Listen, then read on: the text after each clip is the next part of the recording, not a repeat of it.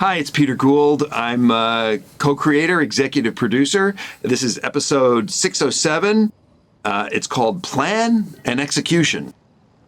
And I'm Ed Begley Jr. I play Cardinal Richelieu and Clifford Maine in this particular episode, and I love this show. Hi, my name is Josh Fadem. Also love this show. I play a camera guy whose actual name is hotly debated, but I'm Josh Fadem and I play him. Hotly debated is an interesting name for a character. Yeah. My name is Tom Schnauz. I'm the writer and director of this episode. I'm Patrick Fabian. I play Howard Hamlin, and this a lot of things happened to me in this episode. And here we are on this street. We looked high and wide for this this dead hole, this manhole cover, because we couldn't use an actual working sewer and have Tony Dalton climb down into it. So we had to find a dead hole, which is how I've heard people describe Patrick sexually, as a dead hole. So they had to sanitize this hole, as they do with Patrick, just clean it out so that it was safe for Tony to climb down into. Oh, yes, please, let's protect Tony at all costs. Please protect Tony. Precious Tony. Let's not get him dirty. He's actually quite a fragile man. Yeah, we wouldn't want him to have to lie on a floor or anything, yes. So, yeah, here we are at a truck stop out on somewhere off of Route 40. Is it hot? Is it cold? It rained like hell, leading right up into this shot. And we were actually inside shooting his shower scene while there was thunderstorms. We had to close. You know, thunderstorms in Albuquerque shut us down all the time. And luckily, we were already inside this place. And Well, can we name it? Because I think I know this place. yeah, This is the casino in Route 66. that's right. You are correct. I've been in that shop, and I've not taken a shower there. Well, So you claim. I've cleaned up. I'll say that. I've cleaned up. I haven't actually showered there, but it's an amazingly busy place, and it's a very clean place. So thank you, Route 66. Yeah, and these places actually exist. You can go stop and take a shower if you want, if you're driving along the road. Which I've done many times, actually. I drive cross-country in my electric car, so I've stopped there. I didn't shower there. That part's not true. Well, but I've seen the Pause. showers. Can we pause for a moment? Now I'm Look at that. disappointed. Look at that. Right? Are you as bacteria conscious as Lalo is? You wearing flip-flops when you shower? He says Ed doesn't shower. No, I You brought don't in- shower. Yeah, I didn't actually shower there, but I've been in that very place, and I've driven cross-country. I freshened up, let's put it that way. Yeah. I've taken an Irish shower of sorts at the sink. The real showers were occupied. Right. I'm sorry, I took too long. So, Tony in the shower, how was that? Did it take a long time? I spent a lot of time doing that scene just because I Sure. enjoyed watching Tony. Well, Another take, a little more washing. lather that more boy up. slower, Right there. Tony. Yeah, sure. Just more soap. Enjoy more- the water. Flick your hair back, Tony. I Tony's have not a lot gonna hear of slow motion footage. Just for fun, let's see what it's like if the water's too cold. It was A little more great shivering. effect. And we're back at the manhole. This is going to be all business today, I can tell. What was actually down there? Just it didn't connect to any pipes or any actual It was sewer? it was just you basically could get down inside, fit your body down inside of it, and that was it. It didn't lead anywhere. It didn't go any place. Was it dirty? Was there stuff? Were there rats and bugs? Maybe at some point, but again, they went in and just blasted that thing and cleaned the hell out. Gotcha. And here we have Dave Porter coming in for the Because of the bacteria. great music. Because we don't want Tony to be uncomfortable anyway. No, protect him at all costs. Yeah, that's right. Protect Tony. How wonderful is he in every episode? God, I'm a he really Tony is. fan. Tony Dalton's just And our fantastic. art Amazing. department did a great job making this fake manhole cover, which is just a very light piece of. Oh, that wasn't a real metal cover? Yeah, that- No, You made no, a wooden one or a added plastic special one? effects. That Sound concrete department. scraping was post? Well That's done. right. Wow. That Foley Day made it live. Yeah. This is set in a visual effect shot. And in fact, the image that we're seeing here in the commentary track is the unfinished visual effect shot. why is that? I'm going to assume that you at home are seeing a finished shot. That's all I'm I hope so. For the Danish track, if you Because can't get the finish. what we just saw was Tony walking towards a green screen. And here we. You mean a blue screen? That was one of those, yes. And twice we reused Nacho's oil tanker. That's right. Because we were just racing for our lives with this episode and needing to do a stretch of sewer which doesn't actually exist in Albuquerque. And someone had the great idea, I think Denise Pizzini, to reuse Nacho's oil tanker and put a floor on it and connect it to the rest of the set that they built on stage in Albuquerque. It's just fantastic. Wow. It's just fantastic. Wait a second. So I was assigning Tony all this rough and tumble macho stuff that he was in the middle of the night and he was down in a hole and they'd cleaned it out. And he's actually at Soundstage 4 in Albuquerque? That's on stage. Him with the binoculars is on stage. And they digitally mapped it into the real location. Wow. Because there aren't really... There's no sewer gratings like that in Albuquerque. Yeah, if you go to the location across from the laundry, there's no sewer grate. It's just a curb. So we built a fake curb, a fake sewer, and then It's sold. It looks really good. our digital artists mapped Tony in there. And there was a billboard there for FionaCom, which is our... Anybody in-house seen a film noir called He Walked by Night with Richard Basehart? Bad guy, and he's jumping in and out of the sewers. That's good. I love good. We gotta see that. He's great. That's your noir movie. That's my noir. I've thrown it in there. Is he in a submarine movie or a TV series or something?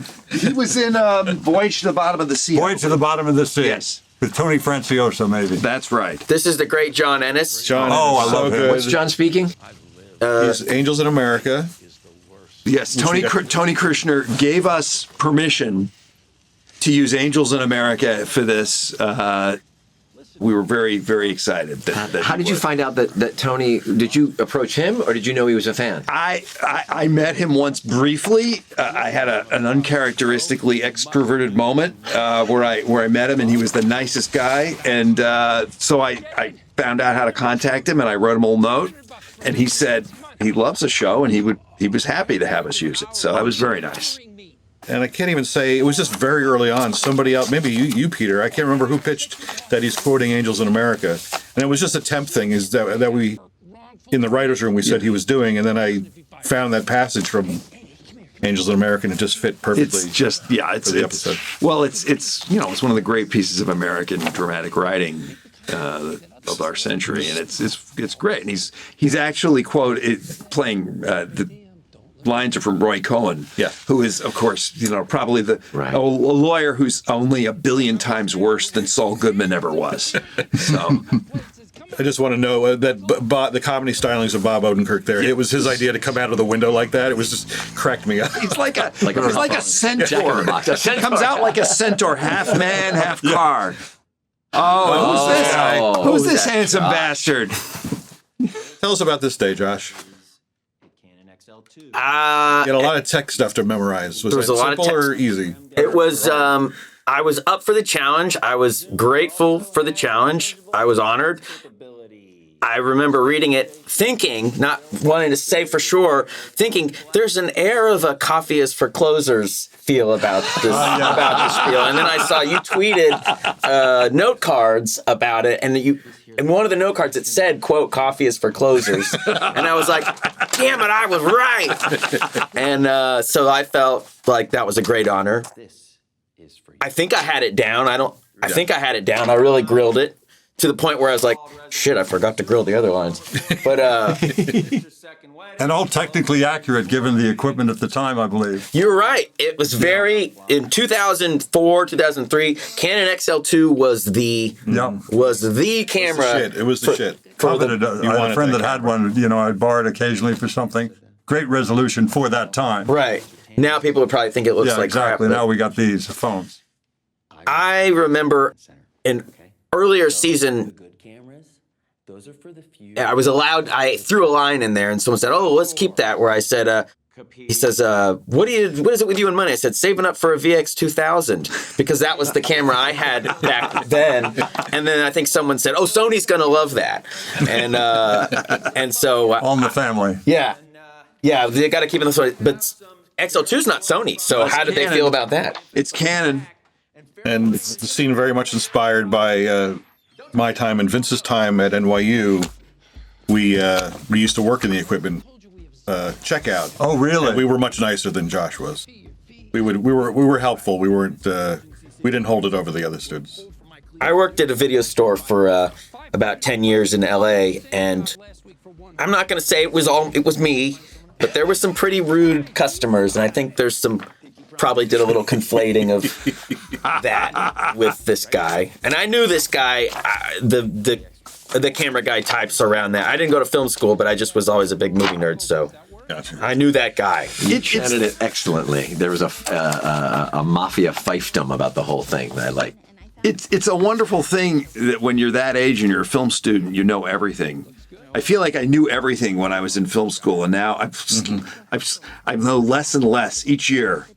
And it was the same in the Stone Age when I started. It was for the old equipment, the Eclair NPR, the Arri 2C, those cameras that we would get. We once got our hands at Valley College on a Mitchell BNC, which was the real camera at the time, and that elephantine equipment. And we behaved in the same way with that sort of fiefdom, that sort of power over the other fellow students at Valley College. This is my leverage.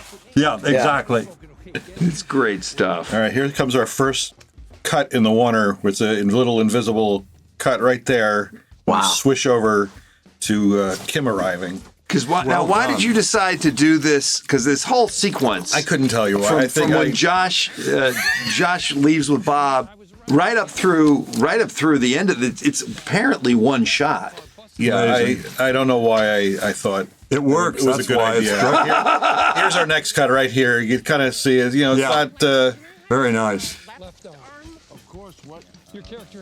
I want to say about John Ennis, he's one of my best friends. He's a great guy. He's his daughter plays Erin Brill, Jessie Ennis, on the show. Oh God, is she great? She's great. I love her. John he was on Mr. Show. I work with him almost on every audition I get, and he's a great teacher, and he's got a theater in LA, and he's just the best guy and so talented. And we had a moment there where I say that joke, more like barfling, and then I threw it to him, and he went, ha! And then we enjoyed that we got our little moment in there together. That's one of my favorite parts of the sequence, is him laughing at your terrible joke. Yeah. Because it's so unfunny, but he's like, I like it. I'm happy to be talked to. He only has a couple of scenes, and he creates this passionate character who just desperately wants to be he's an artist. He's an artist who pushes shopping carts. And we shot this all in one day. All this, all that oneer and all this stuff. It was. I remember dropping by set when you guys were in the midst of this. Patrick was out jogging, of course. He's being healthy. Watching this over and over was so funny. Hey guys, I just happened to be running by. Yeah. It seemed hot. They were outside, and Howard doesn't like to be outside very often. This stuff was so funny. It was just like every take. We get to, this is us talking about filmmaking, and it's just fun. And I like that Kim now becomes the director. Yeah. And after Ray directed an episode earlier this season, that's right. It was fun to show. This is how she actually directed. She'd like to do it barefoot. Yeah, she was always leaving her shoes in the shot everywhere. She has a Michelle McLaren energy going on here. Yes. Also brilliant the way you give Julian the thing that he's so skilled at being a boom guy, and so he can take those skills and give some foliage. I just want to say something about this episode that I'm so proud of, and I can't think of another TV show that's this way. This starts off, and it's so... I've kind of forgotten about Lalo at this point. This is so lighthearted and so silly, and you'd never suspect. I would never suspect where I'm about to get sucker punched. Right. In this episode, I love that. It really makes the ending hopefully more impactful, because you think it's all fun and games, and it's you're in their heads. You're in their heads here. This is exciting, fun stuff, and they've really thought this out, and have control of the situation. Right, and also we still don't know why, right? We're still trying to find our own clues as the audience, going what's the picture? Why the cast, but what's the gambit? What's the end game of this whole thing? And you're right, watching them be, Ray has one of the most, is it scrupulous looks or inscrupulous looks? When she's concentrated on getting her stuff done, even more so than Bob. Yeah, they're both so great. And And, you know, we've really strung the audience along. I hope they stayed with us, but because episode 1, they started this scam. They came, They must have come up with it episode 1. Here we are in episode 7. It's finally coming to fruition. Long game. We really, I don't know. That's, we're stretching Who it. watches this show? What the hell? Yeah, what, we're asking a lot. I love that glow in the dark clock that our set deck team found where Oh, wow. Marshall would go right before we rolled, he'd go in with a purple light and shine on it so that it glowed, the green numbers and hands glowed. Looks great. You had a photography darkroom technical consultant on the set to tell me, oh no, he'd hold it like that. Yeah. Right. I remember being grateful. We aim for realism here. This is a week before Bob had his heart attack. Oh boy. Oh yeah, I remember one of these days was my birthday, and I wasn't gonna tell anyone. I went to say, it's gonna be my birthday. No one's gonna know, and I'm just gonna sit there quietly, and I'm a professional. My birthday, no one knows. And then right away, Sherry in the makeup chair is like, "Is it really your birthday?" And I was like, "Well, how'd you know?" And it's like, "Oh, they told me. They posted on the Breaking Bad fan site." I was like, "Oh well." And then Ashlyn went and told everyone. Yeah. And then Bob got me 2 cakes. Very nice. Oh, That's very nice. Oh, the Danish from HHM. Oh yes. And here's this guy. Oh, that's good. Yeah, this is me in my natural habitat, which is really great. You know, the Danish, yes, fix the Danish, fix the lights, absolutely. That's my father coursing through me, and also a little Vince Gilligan coursing through me. I shot my first scene in this office, and after the first take, Vince came trolling down past the chairs, and I thought for sure he was going to fire me. Instead, he leaned over and moved those Danish about 1/4 of an inch to the left. Yes. And then on his way back, he said, "Oh, you guys are doing great. Keep going." That's when Michael McKean will say, "Well, now it's perfect." Yeah. Now we've got it. Oh my gosh. For some reason, the first take we did of dropping the soda cans, we had actual soda cans, and then of course they all Started fizzed spraying. and exploded all over the carpet. Right. So, not our best moment there as we're racing to fight the sunlight. I think Sam Lee is really good here. Yeah. He's so earnest. Yeah, I agree. I think he needs to, I think camera guy could spend some time with this guy and kind of learn a few things about He'd having be in a his good- way. having a good attitude. Well, it's funny, Camera guy thinks he's got a good attitude. That's true. He does. You're right. HHN's been populated with people who I felt like my own age, and when Sam's there, all of a sudden I'm like, oh, I'm an old guy. Wait a second, what are these young people doing at HHM? Yeah, you are old. You've got a lot to teach. I guess You're so. not Now, old. speaking of teaching, this whole gambit of turning the can and tapping the lid, Tom, that is from you. That's for my dad taught me that one. I had it in my back pocket for 30 years. I finally put it had a moment to put it in something, but my dad taught me. Well, I'm glad, and the internet, of course, I got lots of videos sent to me about people trying this. And for the most part, I'd say it works. Yeah. Some people clearly have sort of set it up to make it fail and blame look people. ridiculous. And I always shepherd the blame to you, just so you know. Those people, they say, it ruins the episode for me. I love the shadow of Chuck falling over everything here. It's just it's. Someone did a parallel scene. Was there a scene where Chuck is showing someone something in a previous episode similarly? I feel like a fan posted. There's a lot of really smart they do a tandem duo. Oh, like echoes of stuff. Yes, echoes of stuff. That's the absolutely. words I mean. Yeah, I love that shot. Yes. Same time. Charles looms large over everything That's happened Audrey, at right? Who HHM. plays Yes. Julie. Yes, Audrey Moore. She's so wonderful. She I love really Audrey is. Moore. The long-suffering Julie of Yeah. HHM. This is your last scene, Patrick. This is the last scene we shot. This is the very last thing I ever did. Yeah. Oh my God. And it kept getting pushed for some reason because I was not making my days, and this particular scene kept getting moved and moved and moved, and finally it was near the end of the schedule that we were able to get it in there. So we're on stage, and that's we're shooting in the middle of the night. Of course, we have the nice big translite lit in the background there. Yeah. Last time in the office. And Lenny Lofton is so good. Plays you our Janadowski. we just revealed that he's working for Jimmy for the first time. So now it gives this whole scene a different feel because you can just feel the vice tightening over poor Howard here. Yeah, he plays it so well. 'Cause that first time we see him in episode 4 with the 5 with the boxing, we think he's definitely Howard's guy. Yes, right. Absolutely. But Lenny still plays it exactly the same this way, which means he's actually malevolent and awful. Yes. He's kind of an asshole because he seems to be enjoying himself. He is enjoying the fact that he's one up on this guy. I feel like this is the closest I'll ever get to writing and directing a Mission Impossible episode. Because this is all the way it all comes together. It was like classic. Ed Begley Jr., ladies and gentlemen. Yes. Thank you for remembering. Thank you. Irene. Ed, you're doing so much fun, wonderful work here. I love this show so much. To get to do these scenes, just every day was joyous. And you make me look good. Look at that suit, for God's sake. Right. Should have made an offer to the wardrobe people to buy those suits. They won't do it. They won't do it. Maybe it's not too late. Oh, that's always right. No, they paid more for Sony paid more for that suit than they paid you. You know that. Let me walk you through what's And this lady, what is her name again? This is Irene Landry, is that her character's name? That's Jean Efron. Jean Efron, who's been with us for quite a few seasons. Yes. I love how you guys... Was she in the mall? Yes, she Yes. was. Yes. She's the one whose life was briefly ruined by Jimmy back in season 4. But the way the two of you guys are relating to her, it's, you're kind of pulling your own scam here. It's Right. It's a legal scam. You're just kind of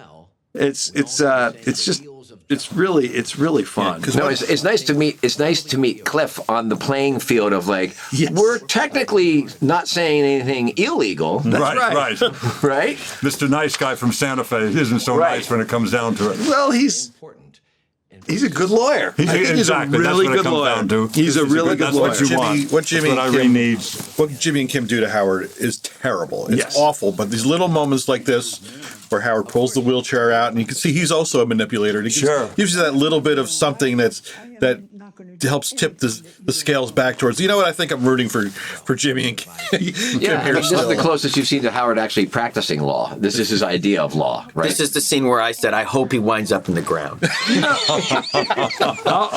Why? Something's going on with your fingers there? What's going on with that? This little beat here with the wheelchair. Both of you guys are so funny here. This is just it's a very very real moment. It makes me laugh so hard. Let's get you down.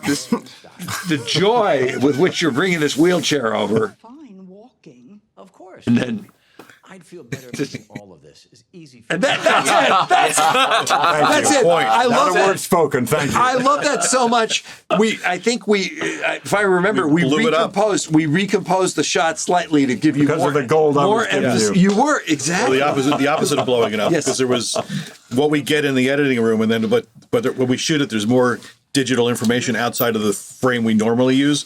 So we pulled back so that we could see more of the point. Because it makes me laugh every time. And this, to your point, Josh, absolutely echoing Kim and I walking down in season 4.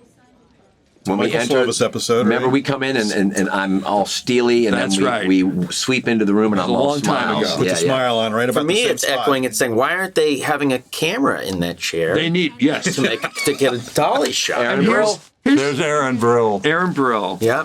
Jesse Ennis. John Ennis' daughter. God, I love her. Yes. We took a road trip together from L.A. We shared a ride to Albuquerque together. She kept saying, I want to ride with you. I want to ride with you. Do you really want to ride with an old guy to Albuquerque? And she was the best car mate ever. She's just a wonderful road trip lady. She's a Sarah Lawrence graduate. Very proud to say. And she's just wonderful. Can't get enough of her on screen in anything. She's I agree. Excellent. She's going far. She is. The great Dennis Boutsikaris. Having so Dennis solid. and Ed be my foils, my go-tos on this was so great because they both possessed different things. I'm getting a little ahead of myself, but when the meltdown occurs in this office, I was anchoring myself between Dennis and Ed, and I would look at Ed, and Ed has that great ability to, you'll see it coming up. Somehow he withdraws his pupils deep to his eyes as if he's gone somewhere else, which means you're not connecting to him. And I'd look over at Dennis, and Dennis was the exact opposite. His eyes would grow like saucers, like a puppy dog with only pity and empathy. So there was no good place to hide. In my case, it was the meds, but I used whatever I had. We did a play together, a David Mamet play called The Old Neighborhood at the Geffen, and I fell in love with Dennis Boutsikaris then. Wonderful stage actor, wonderful film actor. He's just excellent. Slings it from the heart, without a doubt. Yep. And John Posey here as the judge was such a great find. Oh boy, yeah, to get him to do this part, he's just so good in it. He was so good. He's the real deal. I don't do a lot of camera moves, but that I had to do a move in on Patrick there, just for the realization of, oh shit! Wait a minute. Wait That's a great look. What a great look. Blink. I have a master's degree from Cal State Long Beach, and they taught us that blinking technique. 3 blinks means you're really in distress. But I think one of the things that makes this work so well is that you do such a good job of creating the reality of this negotiation, of this mediation. And John Posey is key to that because he's so real. He's got such authority. And then Patrick Patrick's character, Howard, has to be so desperate in order to break this. It's just fantastic. It's so formal. Let us move forward with the... So we spent 3 days here at HHM doing all the scenes. All the stuff. So probably a day and a half just in this room. And then we had the office where we first meet Irene. And I'm nervous. As an actor, I'm nervous doing this. The whole episode had me sort of keyed up because of all it felt like there was a lot of weight on the character. And then, you know what?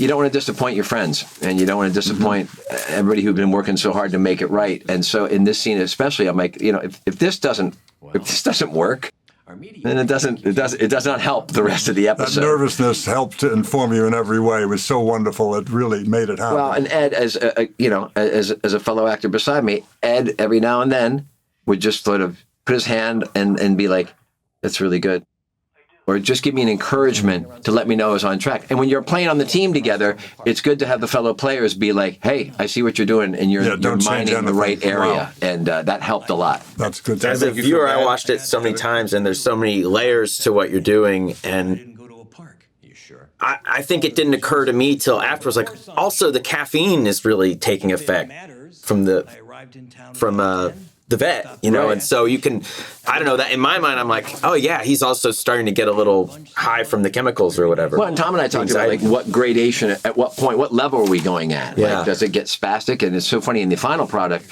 I thought it was much less than what I was doing because I'm sure I was blowing out the scenery a couple of times, and Tom was like, "Yeah, let's bring that back to reality," Yeah. It's like I wrote the scene and I directed the scene and you just don't know what's going to work best. So I love trying at different levels, and we definitely went different levels with it. And when you're in the editing room, you're like, you only need, it can be smaller and still make your point. But it was I always like to be safe and get the full range because you never know what's exactly is going to work. Yeah, it's okay. You can say I lead with big, and then you spend the rest of the scene bringing me back to some semblance of acting like a I human need that being. kind of help myself in everything I do. I need a good editing staff to help me out. You got to know where the ceiling is. Exactly. You got to hit the ceiling. Okay, that's too far. That's too high. You recommended this judge as a mediator, and we agreed. And now, Jimmy? I was very happy when I wrote this line that Patrick has coming up about it all sounds a bit Baroque. It sounds a bit Baroque, right? That's Howard in a nutshell. Pulling out that in the middle of an emotional, things are going scattering for him. And to your point, Josh, the drugs are kicking in, and yet he reaches for the word Baroque. I identify with that. I think I speak more formally when I get scared and nervous. Sometimes I'll use a $4 word to latch on, just because I'm nervous, and that's. I am composed. I'm not unhinged. Baroque. all this stuff here with Bob and Ray. I think that was our first day of shooting. It was it's always good to get a quote unquote easy day under your belt as director. This is one of my favorite moments. Oh my God, Julian. Poor Julie. Audrey, I'm This sorry. piece. I yell at you so bad here. I bark This at you. piece is so good. This is I love how Tom is brilliant at lining people up in groups. Isn't he? He's just one of the many things that Tom is great at. This is just wonderful. Look again. Oh, look Yeah. again. Look at that nasty This man. is where the eyes get big for the first time. Yeah, we had to experiment quite a bit because these eyes, the pupils are actually digital, and we had to Oh, boy. experiment Wow. Good. Look at Digital that. peoples. with how far to go. That's a hell of a reveal. That That shot. was a great moment, yeah. So that's digital, no contacts. Well, they talked about putting you can put like animal eyes and contacts in, but I don't wear contacts, and I think we were afraid of on the day putting contacts in me and finding out that it's unworkable. Also, I'm a baby, and I cried, and I said, please don't make me wear this. Here's Gene Efron with her wonderful, as Irene Landry with her, like Rob Reiner gave to his mother, Estelle Reiner, in, what's the movie? The Harry Met Sally. Yeah. I'll have what she's having. She basically has that moment. Is this the way it normally goes or something? Great line. She does. She says no. And then Marshall Adams came up with this great, as we walk around with our phones just picking out shots, and he came to me with his phone and showed me this. Like, yeah, we're going to get that. Looks like Vertigo. Look at that beautiful stage picture, that frame. Wow. And we probably ran that maybe 5 or 6 times. Tom was good about saying we don't want to wear me out, and I think it was more because like on the 4th take, all of a sudden I was like grasping the railing and heaving my way. This is the triathlete. You're so in shape, Patrick. The sweat, was that glycerin? Was that real sweat? No, glycerin. Hair and makeup did that for me. Our great makeup department. Very, very effective. I love the way you two guys bond here. Yeah. This little moment, and it's at the end of the day, we're lawyers who will work together again. So yes, and then Dennis is like, yeah, I feel really bad for you, but here, it's going to cost you big money. Exactly. Well played, Dennis. Well played indeed. I hate to do this to you, but I hate to screw you over. Yeah. This whole season, the little waves with one another. This whole thing hinges on Cliff. What does Cliff think? Right. Where is Cliff standing? The whole scam they were really running more of a scam on Cliff. Yeah, it's an audience of one when it comes down to it. Yeah, they're trying to. And this is the scene. Patrick, you do amazing work throughout the whole episode. This is such an information dump of you explaining exactly all the things. You put it all together here. Yeah. And the ability to get that out in an emotional and interesting way is I can't say enough about what a great job you did here. Well, grounded in such reality. You gave me great words. You gave me, even though it was a mouthful of stuff, it has to be laid out because otherwise the audience is going to go away saying like, wait, how did he? What happened? And also, it's a tip of the hat that you allow Howard to be smart enough to figure it out. So, this is the destruction. This is Jimmy and Kim winning this whole scene. I've always thought because at this point I've been stripped naked in my own office. I've been humiliated, lost the case. I'm gonna lose money, and now even though when I talk about like it's this and this and this, and I'm explaining it to you, Cliff. Cliff just saying it doesn't even matter. Yeah, right. That's when all of a sudden I realize that was the trickiest part. Oh, I've lost completely. And your empathy. Yeah. Oh, the naivete, the empathy, the disappointment. Because for the writers, it was very important for us for Howard to be smart and figure it out. But once he figures it out, how does it not change everything? Well, it just gets to a point where the damage has been done and we can't go backwards. So even if Cliff believes you here, which I think he's starting to, whatever the truth is, we can't. We're done. It's too late. Jimmy and Kim have won. And it's the brilliance of their scheme in that. Usually the people they scam, they're never going to see again. Howard is going to be part of their lives as far as they know forever. So they have to put this away in such a way that there's nothing left. And and this is the scene that sells it and makes it all work. And the fact that Cliff has so much empathy and is trying to understand makes it so much worse. I agree. I love this scene so much. I'm not one of those actors, I do this differently. I hate that. I love this scene. I love me in it. I love you in it, Patrick. It's so freaking good. Oh, well, you guys are both great. Defeated. So good. Tie askew, defeated. And you really feel like, well, that's it for That's it. That's it. That's it for Howard. Howard in the episode, they got what they wanted. So moving on. It was like Howard's. Okay, can we talk about them humping? Yeah. Can we talk about them humping over their win? Victory. Don't you? I always hump over my wins. Yeah. Oh, Lalo's still in the episode. Oh, hi. And this is Tony holding an actual video camera recording himself. Mm-hmm. Lalo doesn't have access to the good cameras. No, doesn't have the good cameras now.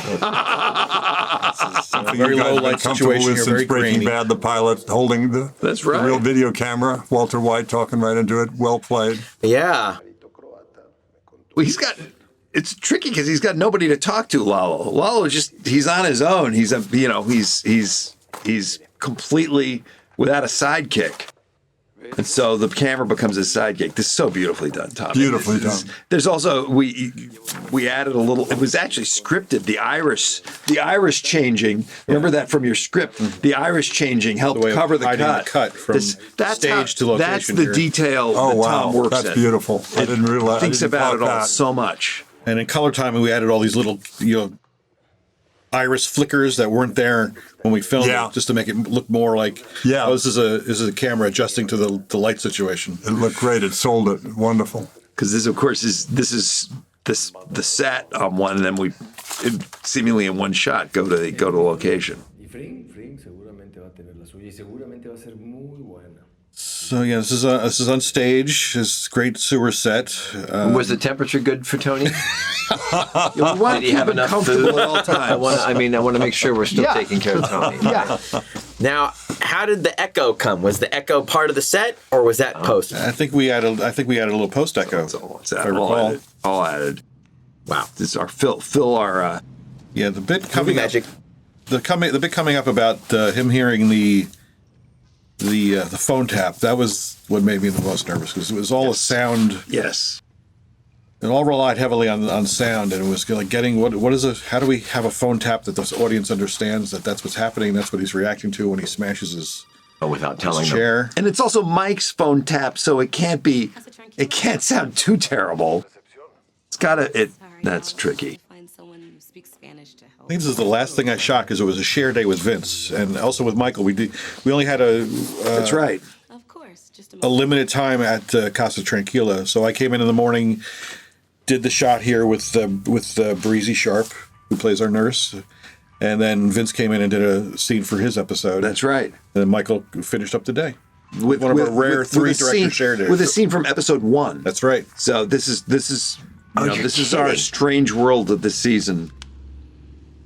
You did a scene from episode 1 that same day? Yes. Yes. You weren't in it, Ed. Yeah, exactly. So what does it mean to me? I don't know why I even It doesn't asked. really matter. well, Other it's- people why did I talking, bring it doing up? stuff It's we really don't care about. because if we had the ability to do that because we had broken the whole season before we started shooting, so we knew where we had to be, and so there were a few little efficiencies that we could work in. Is this one of the few times you see Lalo lose his cool? I think Yeah, I mean, I can't think of any other time where only he time. really. And that was because he Lost just it heard like the that. phone, right? Yeah, Yes. he heard the phone tap. He knows he fucked up. Fring is onto him. His plan would have been perfect if he had just decided not to call his beloved Tio. Right. So he has to form a new plan.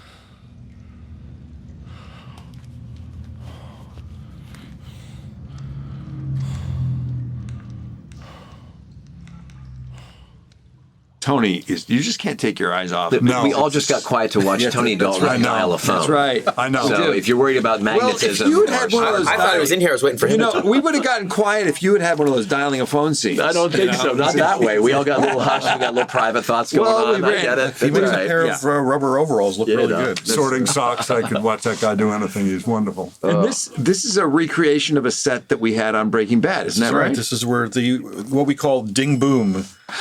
We had a card in the writer's room that just said ding boom, which always indicated that Hector was going to hit his bell and blow himself up to kill Gus. And this is That's great. when Vince shot that scene for Breaking Bad. It was a real location. We couldn't go back there, or space didn't exist anymore, I suppose. So we were able to build this on stage and make it look very much like the actual set from Breaking Bad. The thing I remember about the ding boom card is that Vince would insist if someone was visiting the writer's room that we hide it because he felt that having figure it ding out. boom was such an obvious, everyone would know what that meant. So it was so obvious to him. So there you go. So what did Lalo do? He kind of implied that he's going to hit. He's going to go Back after to Plan A. Gus, that he can't find the evidence he's been looking for, so he's going to kill Gus tonight. So But what's he trying? He's really trying to get folks out of the laundry. Yeah. Well, he him wants out. to see. He wants to see what he's That's got. the immediate, Right? yeah. So it's actually a good thing that he made that mistake and called TO, because now he knows, it was more, he would have died if he had tried to go in. Right. Because he didn't see the full extent of how much. He saw a couple of guards smoking cigarettes outside. He didn't know that it was full on an army of Gus guys in there. I always thought that they had, and we didn't really get into this, but that they had another way of getting in and out, and that wasn't so obvious, so that that they're only moving this way because they think they know where Lalo is. Finally, they know Lalo's not at the laundry. And there was a shot we passed by where we see reflected in the binoculars Mike's car or Tyrus's car arriving, and this was on the day I had this thought of, because we had shot the footage of the guys arriving to the laundry, and I said to Marshall, I said, "What do you think? You think we can play that back on a television and have it reflected in the binoculars?" He said, "Well, let's try it." And we ended up grabbing a TV out of one of the offices and putting it up on the set and filming Tony with the binoculars and just playing back the scene over and over again of the car zipping up. So what you see is a reflection of a television in those binoculars. Wow. That's amazing. It totally played. Great idea. When Tony sees the cockroach, is that literally the thing that makes him go, "I know where I'm going next"? Yes. Yeah, pretty much. Because I think that is brilliant. Talk about telegraphing what's happening, and you have to have been watching the show closely to connect that at all. Big smile, guys. Oh, who's that in the background? Who's in the Ed? background? My wife, Rochelle Carson. God bless you. Made me a hero in my own home by giving Rochelle a compliment. She was great. Great. We should have given her more. You guys are so Well, it's the sweet. spinoff. And she loves Giancarlo, too. We both know him a bit, adore him. He's so good. God, he is so good. He's He's talking amazing. about a guy who is so unlike his actual character Right. on the show. He's such a brilliant guy, and he's so unassuming. Also, Yes. You know, he's got no ego about it. we shot this 2021. You know, if you're listening to this 10 years from now, there was a thing called COVID that was happening where everybody had to wear masks and get sick, and everybody got tested. All of our background artists with the kids, we lost all of the people scheduled to be background because of COVID.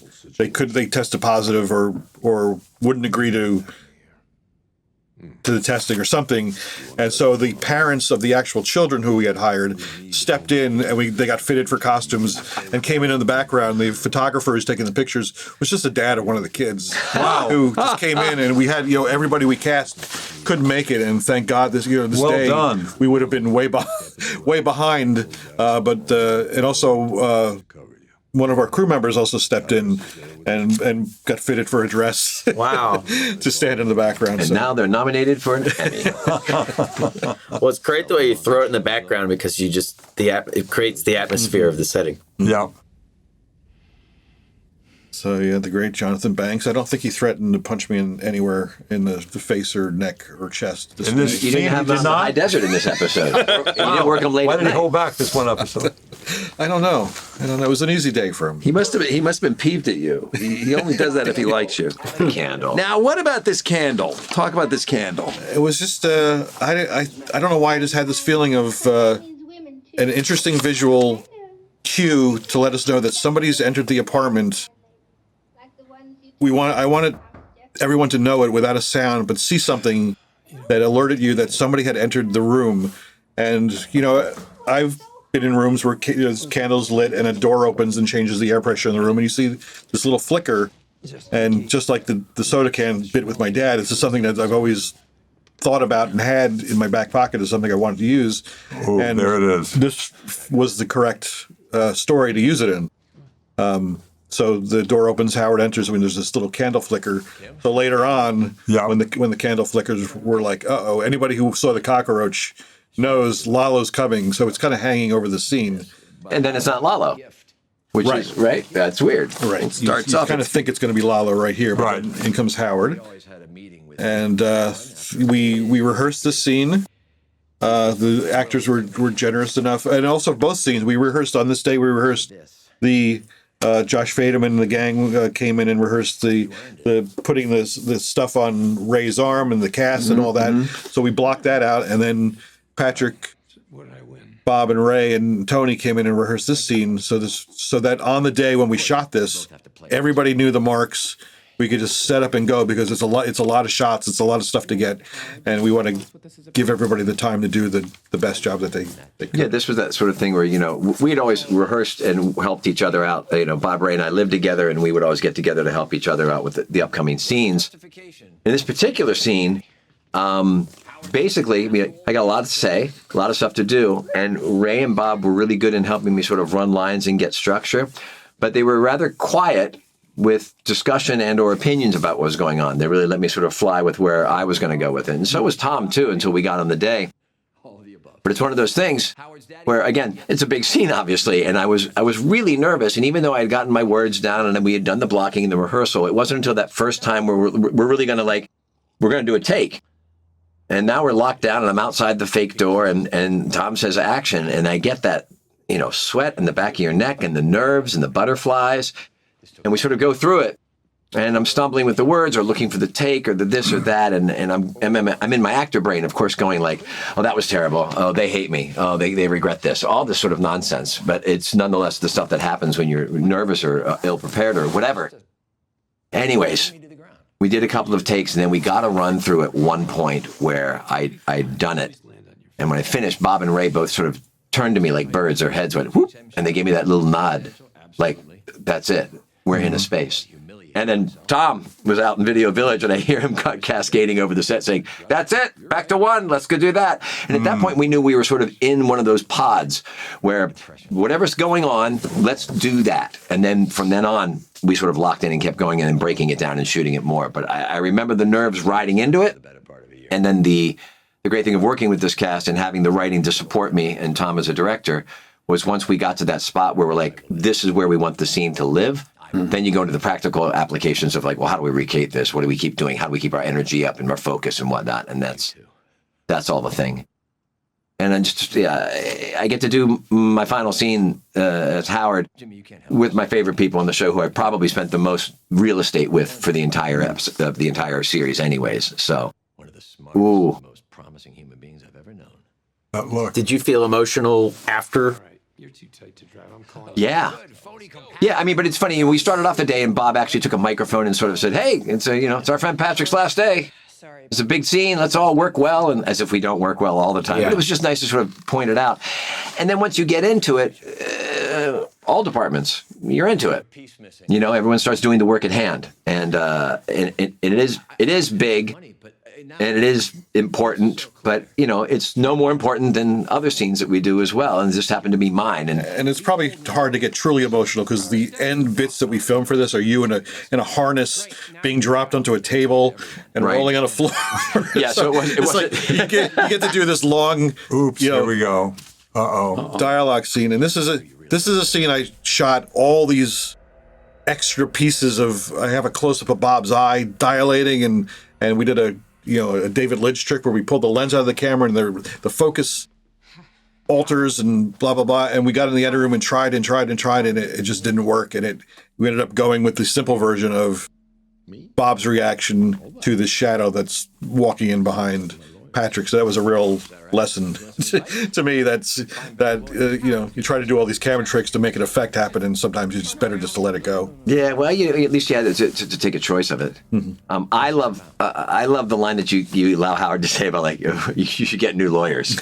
Yes, it's him throwing one more dart at them, still not knowing what's going on. As the script says, I think it is described still full of piss and vinegar. Yeah, it's like you're still on that high of tearing them down and telling them what you're going to do to them, and then you realize, wait a minute, something else is going on here. There's really no need. Don't do it. Every time.